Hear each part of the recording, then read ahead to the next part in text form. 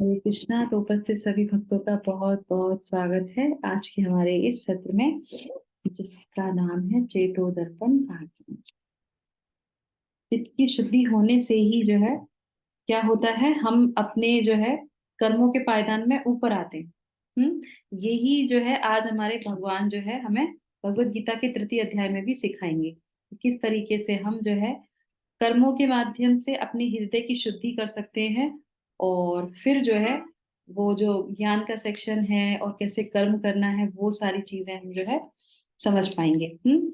तो हम लोगों ने पिछले श्लोक में क्या जाना था कि किस तरीके से अर्जुन जो है कंफ्यूज होते हैं और फिर भगवान से कहते हैं कि मुझे जो है स्थिरता स्थित होके जो है मुझे बताइए कि मुझे करना क्या है ना। पिछले श्लोक में हमने जाना था, तो भगवान उनको वहां पे, तो अब जो है भगवान पिछले श्लोक में जो उन्होंने प्रश्न किए दो श्लोकों में, और यहाँ पे फिर जो भगवान बोलना प्रारंभ करते हैं। ठीक है, तो उससे पहले हम प्रार्थना करेंगे शिला प्रभुपाद से और श्रीमद् भगवद गीता जी से कि हम जो है भगवान की वाणी को अपने जीवन में आत्मसार कर सके और शिला प्रभुपाद की कृपा से जो है हम जो है भगवद गीता को समझ पाए। आज है शिला प्रभुपाद का डिसअपीयरेंस डे, आविर्भाव, तिरोभाव दिवस। तो सभी को जो है मनन चिंतन करते हुए शिला प्रभुपाद को अपना समर्पण करते हुए धन्यवाद देते हुए कि उन्होंने वो अभी भी हमारे साथ समक्ष जीवित हैं, कैसे, अपनी पुस्तकों के माध्यम से। तो उनका जो है ग्रेटिट्यूड के साथ जो है हम प्रार्थना करेंगे सब लोग मिलके। ओम नमो भगवते वासुदेवाय। ओम नमो भगवते वासुदेवाय। ओम नमो भगवते वासुदेवाय। ओम ओम अज्ञानतिमिरान्धस्य ज्ञानाञ्जनशलाकया चक्षुरुन्मीलितं येन तस्मै श्रीगुरुवे नमः।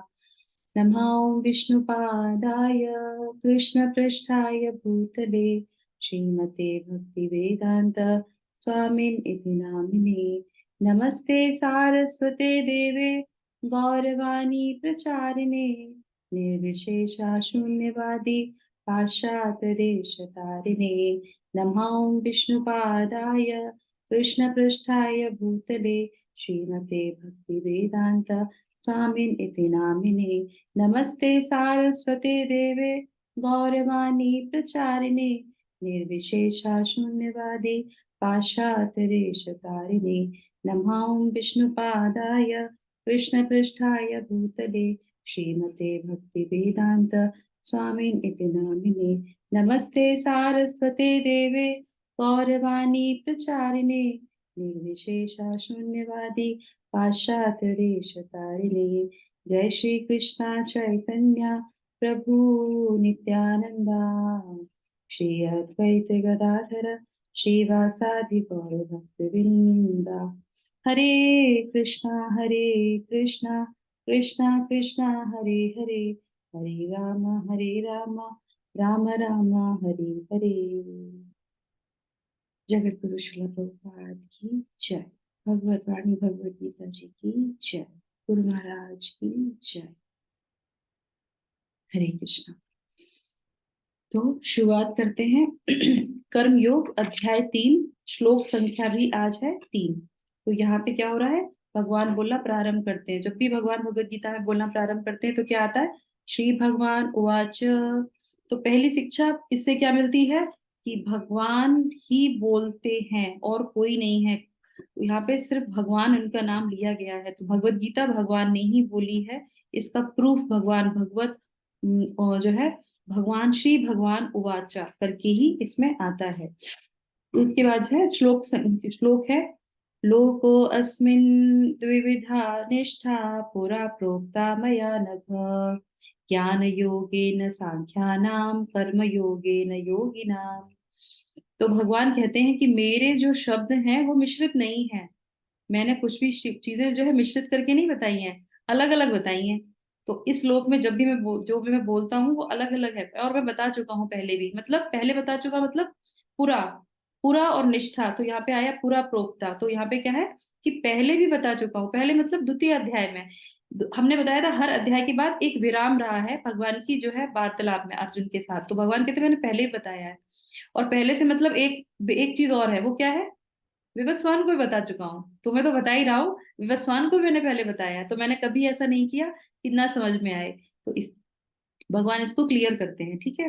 तो श्री भगवान ने कहा, हे निष्पाप अर्जुन, ये बहुत अच्छा है, क्या है, निष्पाप अर्जुन, मया नघ, इसमें जो है बोला गया है, मया नघ का मतलब होता है निष्पाप। तो अर्जुन, मैं पहले ही बता चुका हूं कि आत्म साक्षात्कार का प्रयत्न करने वाले दो प्रकार के पुरुष होते हैं, कुछ इसे ज्ञान योग के द्वारा समझने का प्रयत्न करते हैं, तो कुछ भक्तिमय सेवा के द्वारा। तो आइए हम इसको जो है देख लेते हैं। तो यहाँ पे है, सबसे पहले हम अनग का जो है अर्थ समझेंगे। अनग मतलब निष्पाप अर्जुन। तो अर्जुन को निष्पाप क्यों बोल रहे हैं वो यहाँ पे, क्योंकि पिछले श्लोक में अर्जुन ने क्या कहा था कि मुझसे ये घोर जो है युद्ध क्यों करवा रहे हो, और घोर चीजों से क्या होता है, पाप लगता है। तो अर्जुन, भगवान कहते हैं कि तुमको पाप नहीं लगेगा। दूसरा अर्थ क्या है, दूसरा अर्थ ये है कि ये जो भगवान भगवत गीता का ज्ञान दे रहे हैं अर्जुन को, ये ऐसे ही लोगों को दिया जाता है जिसका हृदय निर्मल होता है। तो अर्जुन की जो स्थिति है वो पापमय नहीं है। अर्जुन इतने शुद्ध हृदय वाले हैं कि जो ये निष्ठा है, निष्ठा शब्द है, निष्ठा क्या होता है, नवदा भक्ति में जो है, नवदा भक्ति कह रही हूँ मैं, नहीं, जो 7 स्टेजेस होते हैं उसमें से जो है सबसे पहले निष्ठा आती है, श्रद्धा निष्ठा, है ना। तो उसमें सबसे पहले जो है आसक्ति जो है, उसके बाद जो है सबसे ऊपर में क्या आता है, प्रेम भाव, और उसके बाद प्रेम। तो कहते हैं कि तुम इन सारे स्टेजों से ऊपर हो, तुम कौन से स्टेज पे हो, तुम प्रेम, तुम जो है प्रेम के स्तर पे हो। तुम जो है पाप तुम्हें कैसे लग सकता, तुम्हें लग ही नहीं सकता, तुम इतने शुद्ध आत्मा के हो, इसीलिए वो जो है सारा जो अपना जो गीता का ज्ञान है वो अर्जुन को दे रहे हैं, ठीक है। और दूसरा क्या है, अर्जुन को प्रोत्साहित भी कर रहे हैं कि तुम जो है, कभी कभी होता है ना हमारे मन में होता है कि हम ऐसा कैसे समझेंगे, हमारी बुद्धि तो कमजोर है, हमें तो कुछ समझ में नहीं आता। तो भगवान कहते हैं, नहीं अर्जुन, तुम तो बहुत अच्छे हो, तुम्हारा हृदय इतना शुद्ध है, इसलिए उनको प्रोत्साहन करते हैं, है ना, क्योंकि वो उनके हृदय को समझते हैं अर्जुन के। उसके बाद आ जाते हैं, लोकास्मिन द्विविधा निष्ठा प्रोक्ता मयानग, है ना। तो इसमें जो है भगवान कहते हैं कि पहले भी इस श्लोक में 2 प्रकार की निष्ठा बताई गई है। तो इसका जो है हम, भगवान यहाँ पे क्लियर कर देते हैं कि मैंने जो पहले बताया था ज्ञान, उसमें अलग अलग सेक्शन करके ही बताया था। जैसे कि मैंने, हम लोगों ने पढ़ा था, क्या था, 11 से लेके 30 तक क्या बताया था, सांख्य योग था। तो भगवान कहते हैं कि हमने सांख्य योग का विषय बताया था। उसके बाद जो है 40 से लेके 72 तक, 72 तक मैंने योग का विषय बताया था, ठीक है। तो इस तरीके से, और मैं इन दोनों को समझाने के लिए पृथक पृथक, तो इन दोनों को समझाने के लिए उन्होंने 39 में क्या बोला था, एक माता जी 39 श्लोक में जो अनुवाद है उसमें भगवान ने इसको बताया, क्लियर किया है। चलिए जल्दी से कोई पढ़ लीजिए माता जी, 39 टू 39, 2.39, 2.39 पढ़ लीजिए। मैं हरे पढ़ूं कृष्ण माता जी। पढ़िए नीलम माता जी। माता जी पूरा अर्थ पढ़ना है? सिर्फ अनुवाद 2.39। यस। यहाँ मैंने वैश्लेषिक अध्ययन सांख्य द्वारा इस ज्ञान का वर्णन किया है। अब निष्काम भाव से कर्म करना बता रहा हूँ, उसे सुनो। हे प्रतापपुत्र, तुम यदि ऐसे ज्ञान से कर्म करोगे तो कर्म के बंधनों को से अपने को मुक्त कर सकते हो। हरे कृष्णा। तो यहाँ पे बताया भगवान ने, यहाँ पे बिल्कुल व्याख्या स्पष्ट कर दी। थैंक यू नीलम माता जी। तो इस तरीके से भगवान यहाँ पे बता देते हैं। और दूसरा जो है, मैंने अभी तक इस बुद्धि का वर्णन सांख्य के अनुसार किया है, परंतु अब इसी बुद्धि को तुम योग के अनुसार सुनो। तो पहले कैसे समझाया, जो है सांख्य के अनुसार समझाया, और उसके बाद जो है कैसे समझाया, बुद्धि के द्वारा, यानी कि योग के द्वारा इसको समझाया है, ठीक है। अब आ जाते हैं, निष्ठा मैंने बताया था, निष्ठा जो है यहाँ पे भगवान की निष्ठा जो बोल रहे हैं उसका अर्थ क्या है, तत्परता, स्थिरता से और दृढ़ निश्चय से, ठीक है। और निष्ठा द्वेधा का क्या मतलब है, निष्ठा द्वेधा का मतलब है, हे निष्पाप अर्जुन, इस संसार में लोगों के लिए 2 विधियां प्राप्त होने वाली हैं जिससे वो निष्ठा प्राप्त करते हैं, है ना। तो वो 2 विधियां कौन कौन सी हैं, तो उसमें से एक तो ये होता है कि जो ये जो उपदेश मैं दे रहा हूँ ये सांसारिक लोगों के लिए है, तुम्हारे लिए नहीं है। भगवान कहते हैं ये जो उपदेश है गीता का, वो किसके लिए है, सांसारिक लोगों के लिए, जिससे कि वो कैसे भी करके जो है निष्ठा ले सकें, है ना। और अर्जुन तो जो है उस धरातल पे है नहीं, वो तो जो है प्रेम के धरातल पे है। तो और तुम जो है इससे ऊपर हो। तो ये निष्ठा हमारी अच्छे हो जाए इसलिए भगवान ये गीता का ज्ञान देते हैं, पर अर्जुन के लिए ये नहीं है। उसके बाद आ जाते हैं, ये हो गया हमारा सांख्यवादियों के लिए ज्ञान के द्वारा निष्ठा प्राप्त होती है। तो जो एनालिटिकल स्टडी को जो समझते हैं, सांख्य योग को समझते हैं, तो उसके माध्यम से, वो ज्ञान के माध्यम से क्या करते हैं, वो निष्ठा को अपने जीवन में लेके आ पाते हैं। तो इसीलिए भगवान ने पहले सांख्य योग को भी बताया कि कुछ कुछ लोग होते हैं फिलोसफी जानना चाहते हैं क्या है, क्यों समझे, भगवान इसलिए पहले सांख्य योग बताते हैं। तो उसमें उनकी निष्ठा आ जाती है। ठीक है, अब आ जाते हैं दूसरे जो है शब्द पे। तो वो क्या है, अ, ज्ञान योगेन सांख्या नाम। ठीक है, तो प्राय लोग सांसारिक ज्ञान योग से विरक्ति होती है। प्राय लोगों की जो है सांसारिक ज्ञान जब उनको मिलता है तो उससे विरक्ति हो जाती है। परंतु ये जो शिक्षाएं जो भगवान दे रहे हैं, इसमें अर्जुन को युद्ध में करने के लिए दे रहे हैं, सांसारिक से विरक्ति करने के लिए नहीं दे रहे हैं। वो इसलिए दे रहे हैं कि तुम कर्म करो, तुम्हें विरक्ति आनी है, पर यहाँ पे कर्म से तुम्हें विरक्ति नहीं आनी है। तो ये चीजें जो है यहाँ पे भगवान बताते हैं। उसके बाद होता है कर्म योगे न योगी नाम, है ना। तो योगियों के लिए कर्म योग के द्वारा अब आप, हरे कृष्णा, आप लोग अपना अपना माइक बंद कर लीजिए। हरे कृष्णा। तो यहाँ पे ये है, योगियों के लिए कर्म योग के द्वारा। तो भगवान ने जो कर्म योग जो बताया है वो किसके लिए है, योगियों के लिए। और शिला प्रभुपाद भी इसके तात्पर्य में बताते हैं। अब हम लोग पढ़ देते हैं थोड़ा सा तात्पर्य, और उसके बाद जो है, यस, कौन पढ़ेगा इस तात्पर्य। हरे पढ़- कृष्ण माता जी, मैं पढ़ूं। पढ़िए पढ़िए। तात्पर्य जगत गुरु शिला प्रभुपाद की जय। द्वितीय अध्याय के 39वें श्लोक में भगवान ने दो प्रकार की पद्धतियों का उल्लेख किया है, सांख्य योग तथा कर्म योग या बुद्धि योग। इस श्लोक में इनको और अधिक स्पष्ट विवेचना की गई है। सांख्य योग अथवा आत्मा तथा पदार्थ की प्रकृति का वैश्विक वैश्लेषिक अध्ययन उन लोगों के लिए है जो व्यवहारिक ज्ञान तथा दर्शन द्वारा वस्तु का चिंतन एवं मनन करना चाहते हैं। दूसरे प्रकार के लोग कृष्ण भावनामृत में कार्य करते हैं, जैसा कि द्वितीय अध्याय के 61वें श्लोक में बताया गया है। 39वें श्लोक में भी भगवान ने बताया कि बुद्धि योग या कृष्ण भावनामृत के सिद्धांतों पर चलते हुए मनुष्य कर्म के बंधनों से छूट सकता है तथा इस पद्धति में कोई दोष नहीं है। 61वें श्लोक में इसी सिद्धांत को और अधिक स्पष्ट किया गया है कि बुद्धि योग पूर्णतः पर ब्रह्म अर्थात विशेषतया कृष्ण पर आश्रित है और इस प्रकार से समस्त इंद्रियों को सरलता से वश में किया जा सकता है। अतः दोनों प्रकार के योग धर्म तथा दर्शन के रूप में अन्योन्याश्रित है। दर्शन विहीन धर्म मात्र भावुकता या कभी कभी धर्मांधता है और धर्म विहीन दर्शन मानसिक ऊहापोह है। अंतिम लक्ष्य तो श्री कृष्ण है, क्योंकि जो दार्शनिक जन परम सत्य को खोज करते रहते हैं वे अंततः कृष्ण भावनामृत को प्राप्त होते हैं। इसका भी उल्लेख भगवत गीता में मिलता है। संपूर्ण पद्धति का उद्देश्य परमात्मा के संबंध में अपनी वास्तविक स्थिति को समझ लेना है। इसकी अप्रत्यक्ष पद्धति दार्शनिक चिंतन है, जिसके द्वारा कर्म से कृष्ण भावनामृत तक पहुंचा जा सकता है। प्रत्यक्ष पद्धति में कृष्ण भावनामृत में ही प्रत्येक वस्तु से अपना संबंध जोड़ना होता है। इन दोनों में से कृष्ण भावनामृत का मार्ग सबसे श्रेष्ठ है, क्योंकि इसमें दार्शनिक पद्धति द्वारा इंद्रियों को विमल नहीं करना होता। कृष्ण भावनामृत स्वयं ही शुद्ध करने वाली प्रक्रिया है और भक्ति की प्रत्यक्ष विधि सरल तथा दिव्य होती है। Hare Krishna. Thank you so much Prem Mata ji. तो समझ में आया क्या बोल रहे हैं शिला प्रभुपाद।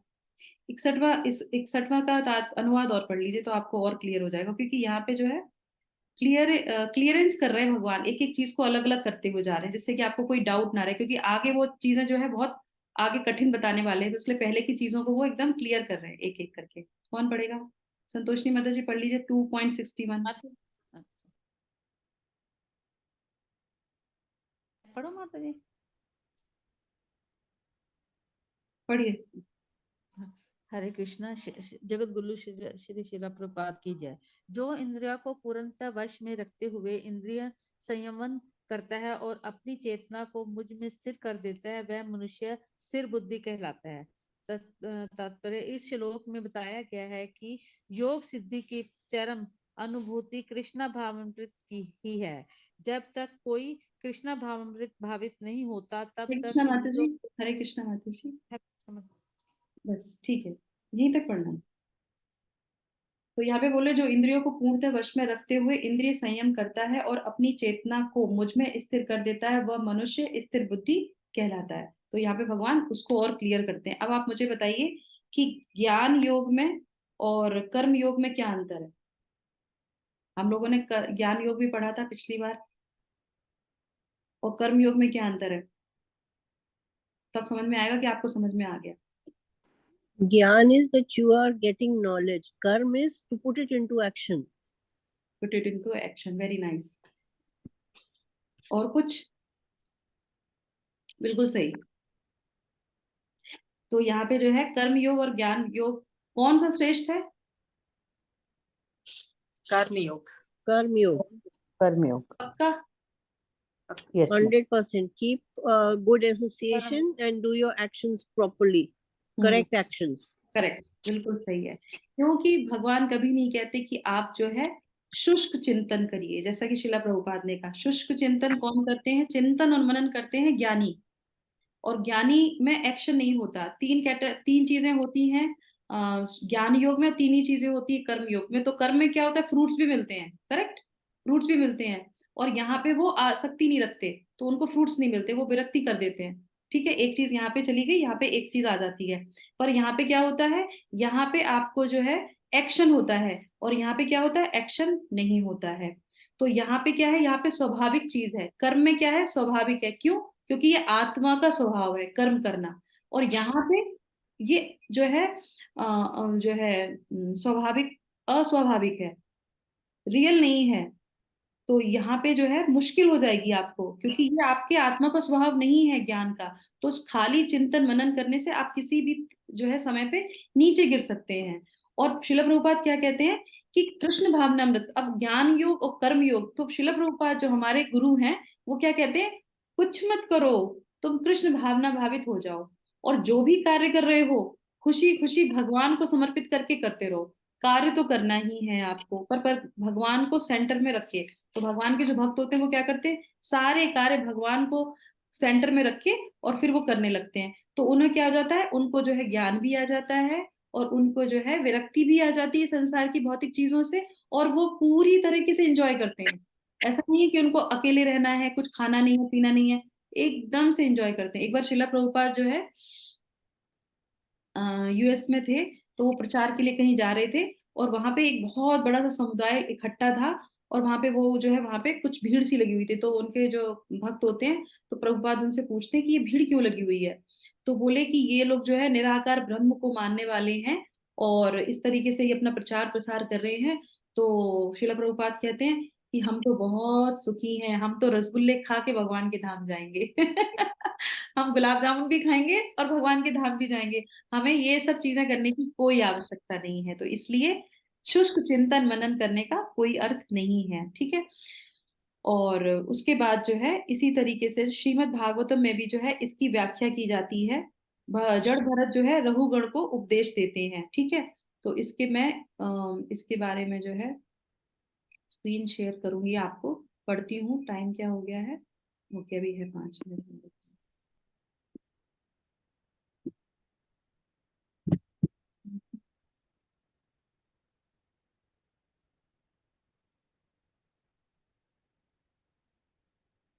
ये हमारा है, और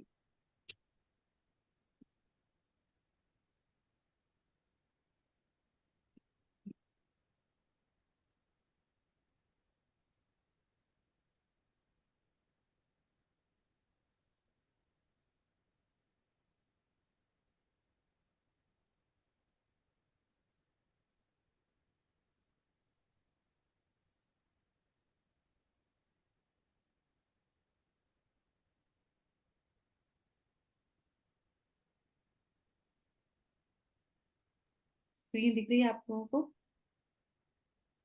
यस माता जी। कोई पढ़ेगा? तो इसमें जो है भगवान क्या बताते हैं? हाँ, पढ़िए माता जी इसका जरा अनुवाद, संतोष नहीं आता। हरे कृष्णा।